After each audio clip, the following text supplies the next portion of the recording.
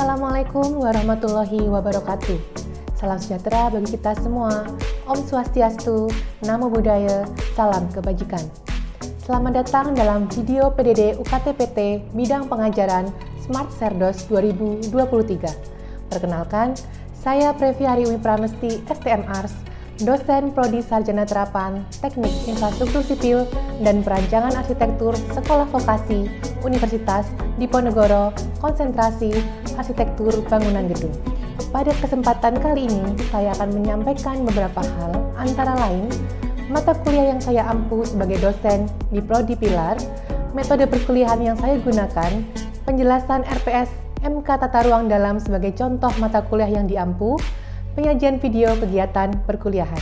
Menjadi dosen di Prodi Teknik Infrastruktur Sipil dan Perancangan Arsitektur, saya mengampu beberapa mata kuliah baik di semester gasal maupun genap.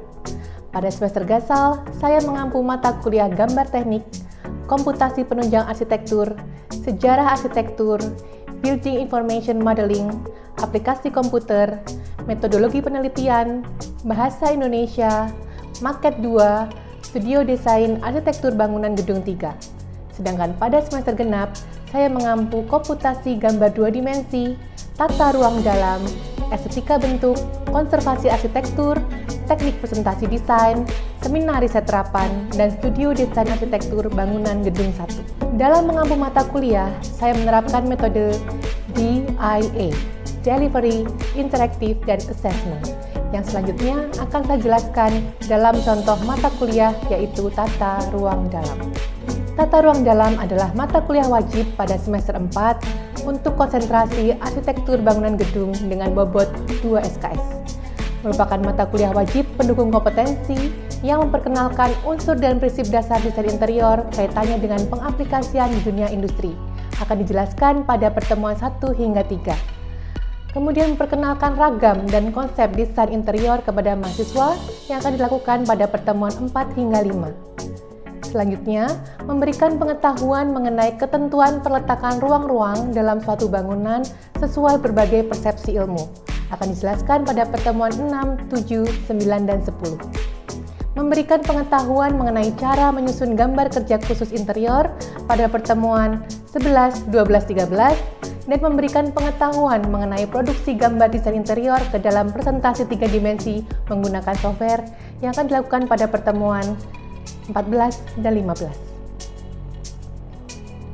Adapun capaian pembelajaran lulusan, setelah menyelesaikan perkuliahan ini, mahasiswa diharapkan mampu 1. Mengetahui dan memahami prinsip dasar desain interior, serta ragam desain interior pada aplikasinya di dunia industri perencanaan, bangunan, dan konstruksi. Yang kedua, mampu menyusun gambar kerja interior. Dan yang ketiga, mampu menuangkan konsep desain interior ke dalam produk 3 dimensi menggunakan software.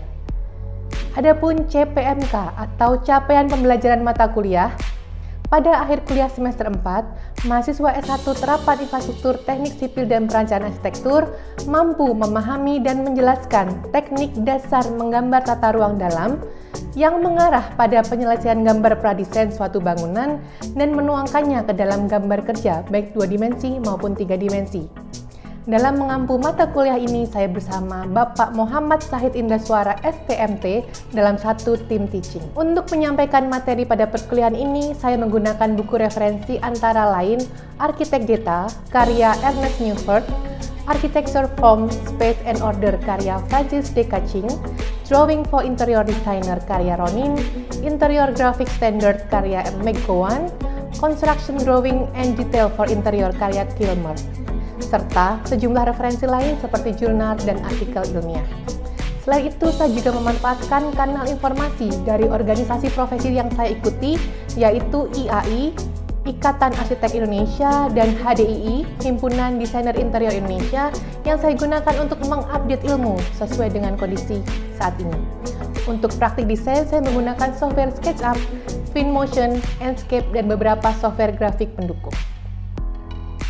Untuk metode D, Delivery, pembelajaran yang saya terapkan dalam mata kuliah tata ruang dalam adalah ceramah, case study, small group discussion, project based learning. Untuk case study, saya akan meminta mahasiswa untuk melakukan analisis terhadap objek-objek desain interior yang sudah terbangun di lokasi-lokasi yang ada di sekitar kita. Dari objek tersebut, mahasiswa diharapkan mampu mengidentifikasi elemen-elemen pembentuk desainer interior, seperti yang sudah dijelaskan pada materi sebelumnya. Kemudian lebih dalamnya, mahasiswa mampu memberikan analisis terhadap objek tersebut.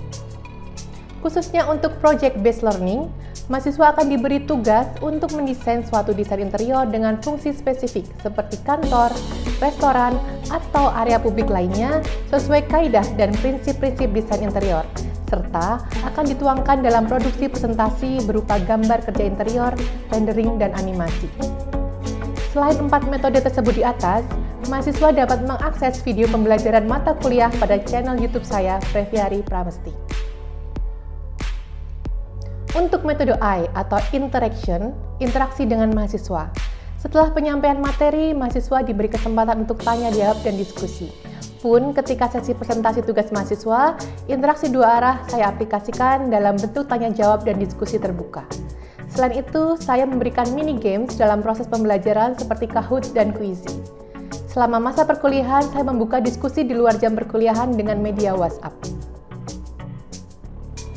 Sedangkan untuk metode asesmen pembelajaran dan nilai akhir, mahasiswa diharapkan mampu menyajikan gambar kerja interior dengan fungsi yang spesifik, menghasilkan produk presentasi berupa gambar kerja dan gambar hasil rendering untuk penyusunan portofolio. Pemberian nilai kepada mahasiswa sudah dijelaskan pada saat pertemuan pertama, yaitu penjelasan kontrak kuliah. Nilai akhir merupakan total jumlah berdasarkan komposisi persentase. Nilai tugas praktik atau proyek sebesar 50%, dan nilai kognitif seperti nilai UTS dan UAS masing-masing 25%. Partisipasi aktif dalam proses perkuliahan, kedisiplinan, dan sikap menjadi salah satu pertimbangan dalam pemberian nilai. Untuk mengakomodasi poin assessment, saya dan tim pengajar telah menyusun rubrik penilaian. Berikut saya akan menampilkan video pembelajaran pada salah satu sub CPMK mata kuliah tata ruang dalam. Selamat menyaksikan. Terima kasih. Bismillahirrahmanirrahim. Assalamualaikum warahmatullahi wabarakatuh. Selamat siang adik-adik semua. Sehat ya? Cuaca terakhir ekstrim sekali ya, dalam siang hujan deras. Alhamdulillah sekarang cerah, mudah-mudahan kita sehat. Dan masih ada batuk, jadi mohon maaf kalau nanti dalam penyampaian materi agak-agak terbatuk-batuk ya. Oke, sebelum kita mulai perkuliahan, kita berdoa seperti biasanya. Berdoa, dipersilakan.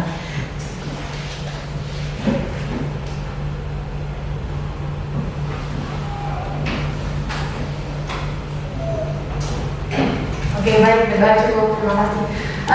Kita ketemu lagi ya di mata kuliah tata ruang dalam atau desain interior ya, di pertemuan kedua.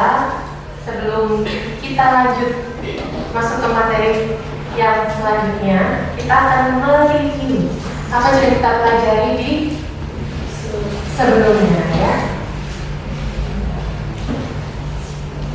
Oke, sebelumnya kita belajar apa? Pengantar desain interior.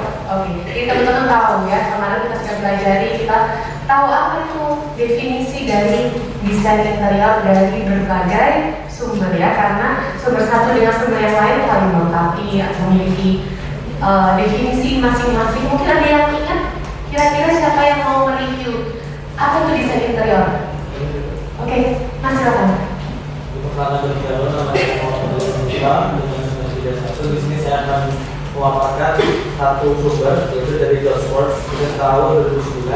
Jadi desain interior itu tujuannya mendesain interior itu bertujuan untuk penghuni itu bisa merasakan, bisa menggunakan desain yang ada di interior itu secara nyaman dan juga efisien dan juga efektif. Karena di dalam desain interior itu kan nanti ada perhitungan yang detail dan itu bertujuan untuk membuat nyaman si pengguna itu. Oke, bagus sekali ya. Kalau dalam masalah dia menyampaikan tentang tujuan dari interior itu. Ada yang menambahkan mungkin dari deskripsi yang lain, definisi yang lain tentang desain interior? Tadi sudah dijelaskan tentang lebih kepada tujuannya yang dengan kenyamanan bagi penggunanya. Ada yang lain? Silakan. Jadi untuk desain interior sendiri itu mengandung beberapa definisi. Tadi salah satu sudah dijelaskan Pak Fadil.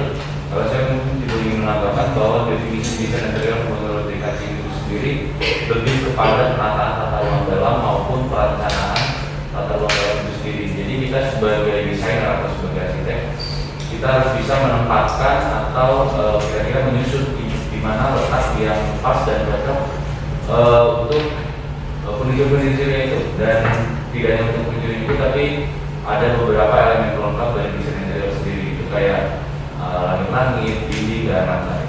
Oke, Jimmy ya betul. Nanti Steve. Oh Steve, kamu Steve ya? Oke Steve, sorry. Steve mengambil dari detaching ya, betul yang paling sering kita temui adalah detaching, lebih kepada penataan layout, perencanaan dan perancangannya ya, bagaimana menata layout itu sendiri dalam satu elemen pembentuk utama ruang. Nah, menarik. Ada lagi mungkin yang mau lengkapi, silakan. Satu lagi mungkin Mbak, ada yang dari tujuannya, ada yang dari bagaimana perencanaan dan perancangannya. Silakan Mbak. Menurutku desain interior yang bersifat kontemporer ditandai dengan adanya variasi dan fleksibilitas atas ruangannya. Namun keberhasilan dari hal tersebut ditentukan dari kesederhanaan dan kejelasan dalam penetapan setiap ruangan yang menjadi tujuan utamanya. Oke, dari Bu Benar ya? Iya. Baik, ditambahkan lagi oleh Mbak? Oh, Mbak Widya lebih kepada konsep yang hari ini. Kita mau belajar tentang konsep desain interior. Oke. Baik, sebelum kita lanjut lagi, kita akan review lagi yang minggu lalu. Kemudian sudah sempat dibahas oleh Steve. Apa tuh elemen pembentuk, elemen utama pembentuk interior apa? Apa saja? Terima kasih sebelumnya. Perkenalkan nama saya Astari, izin menjawab biografi. Jadi untuk elemen dari pembentuk desain interior sendiri, menurut DKJ itu dibagi menjadi dua, yaitu elemen vertikal dan juga elemen horizontal. Untuk elemen vertikal sendiri terdiri dari dinding, sedangkan untuk elemen horizontal ini ada langit-langit dan juga lantai. Oke, bagus Arifah. Dilengkapi lagi. Kemudian elemen pelengkapnya apa? Oke. Terima kasih Bu Preti. Perkenalkan saya Diana. Elemen pelengkap di desain interior sendiri itu ada bukaan seperti jendela, terus ada monitor yang sebagai elemen pengisi di ruangan tersebut guna mendukung aktivitas di dalamnya. Oke, kelihatan banget belajar ya semalam ya. Terima kasih ya. Oke baik. Walaupun jam ngantuk gitu ya, jam 1 udah makan? Sudah ya. Walaupun jam ngantuk, tapi kenalnya dari kita belajar desain interior itu kita akan melihat banyak yang cantik-cantik gitu ya. Kita mulai ya. Oke, kita akan masuk ke konsep dasar perancangan. Ada yang tahu konsep itu apa? Konsep. Oke, Mas dulu. Perkenalkan, nama saya Adi Sekresna. Menurut pandangan saya itu konsep itu gambaran atau abstraksi dari suatu ide. Gambaran atau abstraksi dari suatu ide. Oke, terima kasih Mas Adi. Nah, Ya, perkenalkan saya Naya Maria. Jadi menurut Solomon tahun 2015, konsep adalah ide umum yang digunakan untuk memformulasikan sebuah rancangan. ya sama ya, berarti tentang ide, gagasan, ya, yang nantinya akan kita tuangkan. Oke, kaitannya dengan konsep dasar perancangan bisa kita baca di sini bahwa konsep desain sebagai ide kreatif yang dimaksudkan ada tujuannya untuk memenuhi kebutuhan desain klien. Di sini klien adalah orang yang memerlukan jasa kita, ya, orang yang akan memakai jasa kita. Kaitannya di sini ada desain interior.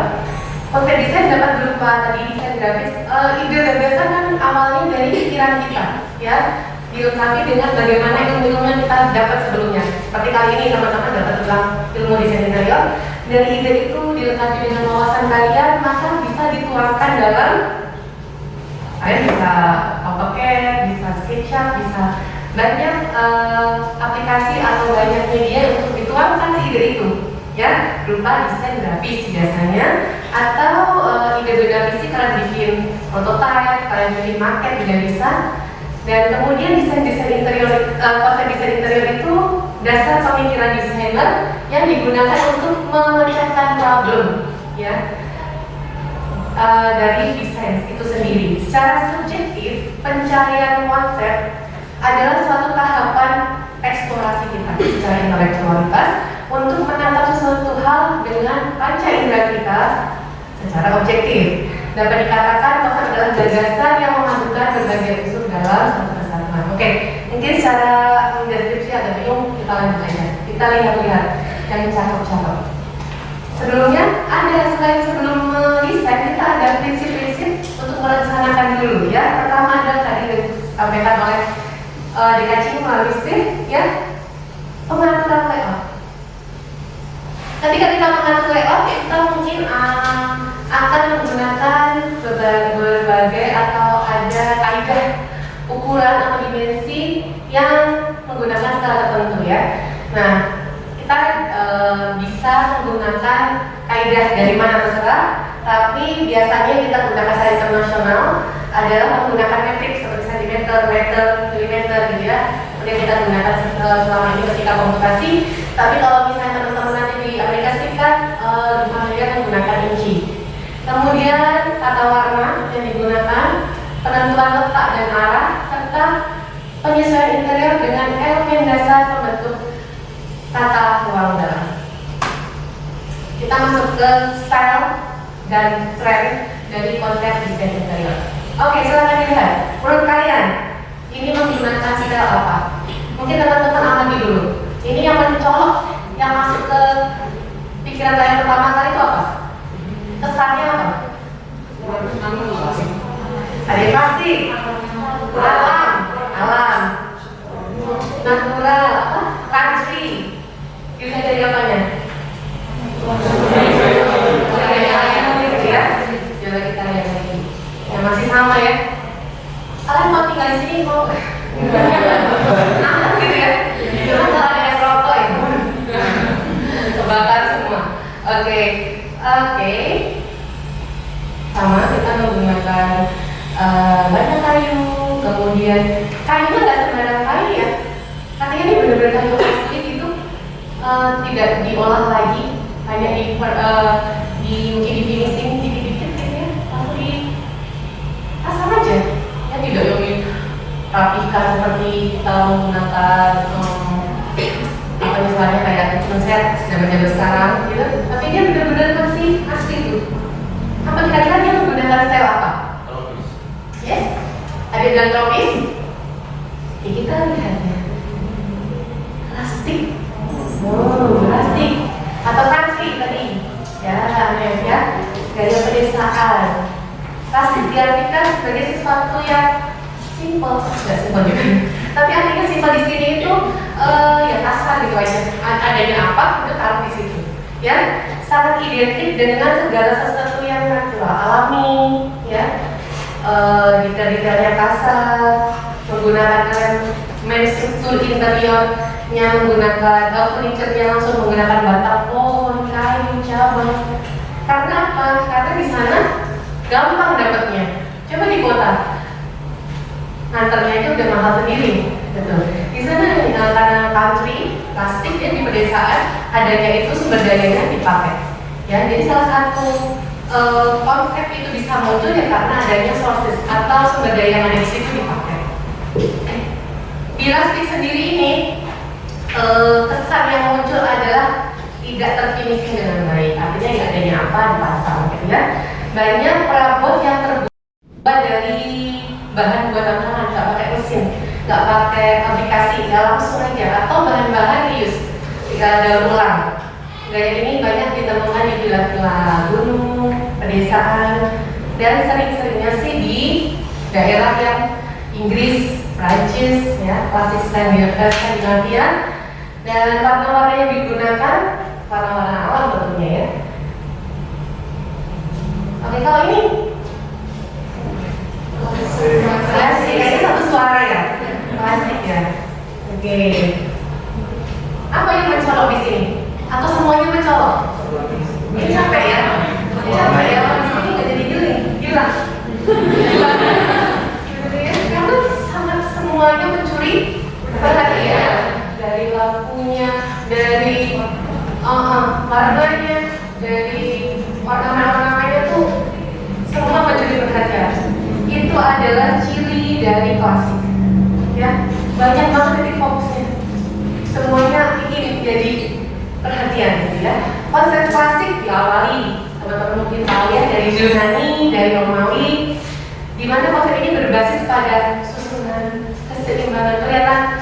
semacam, kalau teman-teman lihat ya, simetris kanan kiri misalnya ya, nggak yang asimetris banget. Oke. Nih, oke kita lanjut ya. Nah, apa ini? Pas-pasan siapa ini? Rusuk ya. Tapi ini style. Nanti buat pembelaan ya. Kalau kamarnya berantakan ini pakai style ini. Apa ini? Ya ada di rumah ya, diambil. Rumah ibu diambil, tapi nggak ada ya. Tabrak-tabrakan nggak apa-apa. Kira-kira apa? Ada sebi chick, apa lagi? Yes, correct. Bohemian. Nah, boleh nanti. Apa tuh bohemian kok gitu ya? Alias istilah ini digunakan untuk menggambarkan gaya hidup non tradisional dari orang-orang yang menggembara atau berdandan loh. Jangan menggembara ya, biasanya pakai mobil-mobil van gitu ya, atau gipsi Rosalinda atau Rosalinda ya. Esmeralda belum lain kalian. Kita pertengahan tahun 1800-an ya. Gaya bohemian itu sendiri adalah wujud dari habit kebiasaan ya. Tampilan modern dan koleksi yang colorful. Segala sesuatu yang mencerminkan individualitas. Nah, kita bisa sebut bohemian style. Nah, itu gaya futuristik. Makin mantap ya futuristik ya. Betul sekali ya, futuristik. Mempunyai arti yang bersifat mengarah atau menuju masa depan ya. Apa ciri khasnya tadi kalau lihat?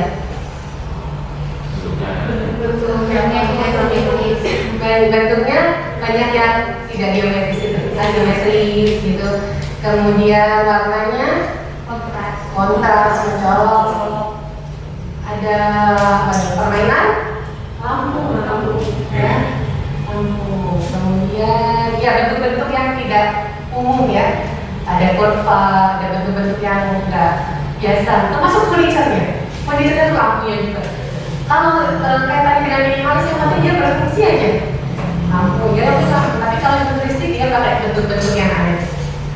Atas juga lampunya. Ini futuristik. Ya, citra futuristik pada ruang berarti citra yang mengatakan bahwa ruang ini punya orientasi di masa depan. Biasanya dipakai untuk apa? Kantor-kantor apa? Creative space, good. Ya, kantor-kantor startup gitu ya, karena udah mungkin punya visi misi 30 tahun ke depannya untuk mendukung ambience itu, mendukung visi misi itu di interiornya diterapkan konsep futuristik. Ya, ini adalah poin-poin ciri-cirinya. Minimalis yang berkelas, bentuk lengkungan yang dominan, perpaduan dua warna yang kontras tadi ya, hijau, merah, biru gitu.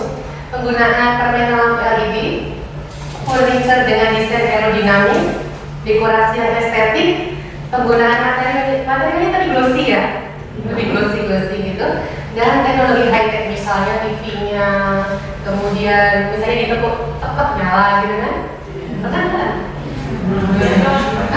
Tepat ada nyengahin gitu maksudnya. Nih, apa namanya gitu misalnya, konsep apa? Nanti cari ya, tadi mungkin nemu apa yang menarik di kalian, kita akan bahas minggu depan. Sebelumnya ada pertanyaan? Ada pertanyaan? Oke.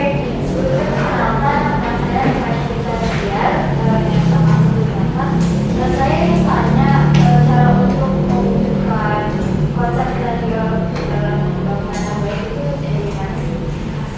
Oke, makasih Ana. Ini kita udah belajar beberapa ya, nggak semuanya, beberapa konsep interior.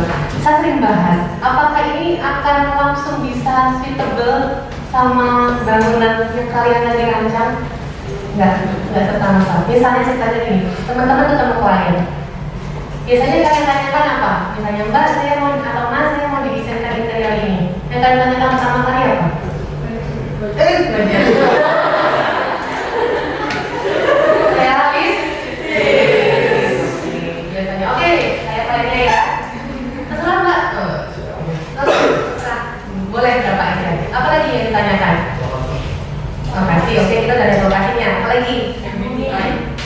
tuh? Biar tahu pribadi kepribadiannya ya. Kepribadiannya itu penting. Nah, sebelum kita ke MBTI, sebelum kita ke kepribadiannya biasanya kita tanya sukanya apa, gitu ya, sukanya apa. Nah, karena mereka tidak dalam ranah arsitektural seperti kita, mereka biasanya browsing. Wah, sekarang kita ketik aja, misalnya saya bincik aja, langsung ribuan foto keluar, langsung di forward ke kita, ya kan? Ini mbak saya suka seperti ini, gak dari namanya ganti lagi, jadi bohemian misalnya, karena segitu indahnya dunia maya, ya. Baru benar, kita kembalikan kita, kalau kita nggak tanya, Bu, anak berapa? Bu, kerjanya apa? Ya, nggak sevulgar itu. Mungkin dengan wawancara, dengan kita sering ke rumahnya, kita lihat media sosialnya, dia tuh tipe apa? Teman-teman amati nggak? Dari sekian banyak konsep-konsep yang kita lihat cantik-cantik tadi, ada orangnya nggak? Belum tentu si klasik itu anaknya tempat bisa serapi itu. Bener nggak? Dari lagi itu cocok karena nggak ada orangnya. Begitu kita terapkan itu, dipakai, apakah akan senyaman kita lihat? Belum tentu. Ada yang terpacu misalnya ya, gitu. Atau misalnya dikasih warna merah, misalnya udah kuyup-kuyup terus dan sebagainya. Ada ilmunya. Artinya penempatan warna itu ada pengaruhnya, baik dari flicker-nya atau dari finishing untuk dinding misalnya dan lain sebagainya. Itu berpengaruh besar. Oke, kita belajar di depan untuk warna. Ya, ada pertanyaan lagi? Cukup.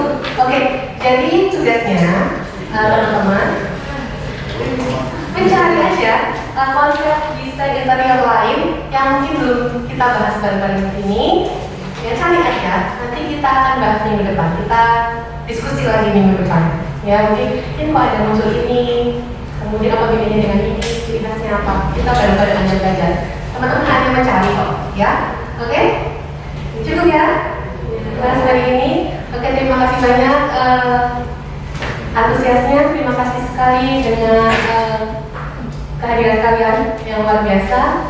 Mohon maaf jika ada kekurangan dalam penyampaian materi pada siang hari ini. Saya akhiri. Assalamualaikum warahmatullahi wabarakatuh. Selamat siang.